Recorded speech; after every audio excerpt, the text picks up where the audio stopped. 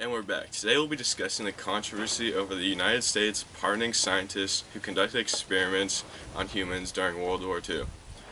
We have new evidence that suggests that the United States pardoned Nazi and Japanese scientists in exchange for the information during these experiments. And we have Sahil with more information. That's right, Brandon. An example of this is Unit 731.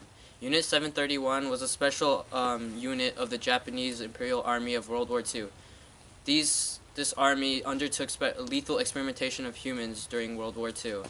Lethal experimentation on humans included frostbite testing, germ warfare attacks, and vivisection, which is experimental surgery on humans for experimental purposes. Tens of thousands of people died from this, and instead of trying these researchers of the Japanese army in World War II, the U.S. exchanged the information gathered by these researchers and pardoned them. There's a huge explanation behind all of this. After the Second World War had ended, the Cold War began, and tensions between the United States and the Soviet Union were rising. The two, Soviet Union and the United States, began to one-up each other in terms of all military. By this time, all of the research from Unit 731 began to pile up, and this attracted the Americans' attention. The Americans believed that if they got this data before the Soviets, this would lead to them to a huge, significant advantage over the Soviets because of their knowledge of biological warfare and using this knowledge to plan an attack or defending it against an attack from the Soviets or any other country. How important this information was to the Americans, so they began to negotiate with them. They said that if the Americans pardoned all of the Japanese researchers and scientists, they would hand over much of their experimental data to the humans.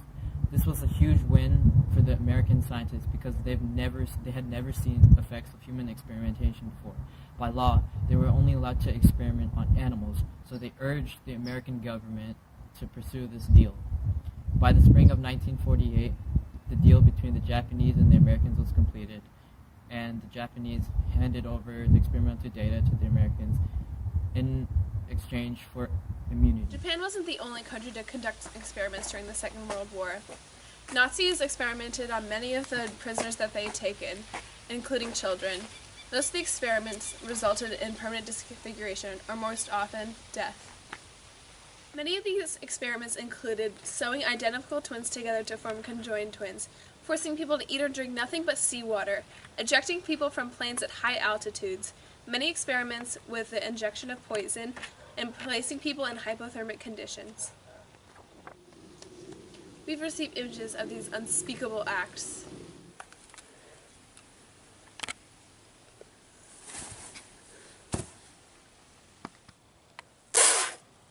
Another example is known as Operation Paperclip, and this is when the United States brought in 1,500 scientists and engineers to the United States from Nazi Germany. This operation was conducted by the Joint Intelligence Objectives Agency, and their main goal was to inhibit post-war Germany from redeveloping its military research capabilities during the war. This was also important because the Soviet Union was very aggressive in recruiting scientists during this time. It was said that their military forcibly recruited over 2,000 scientists in one night. The Joint Intelligence Objectives Agency would have to expunge all affiliation to the Nazi Party from these scientists, and once the scientists were bleached of their Nazism, they were granted security clearances to work in the U.S. And the reason it was called Operation Paperclip was because paperclips were used to give these scientists new names, just like clipping out new identities to them. And that's all the news we have for you today.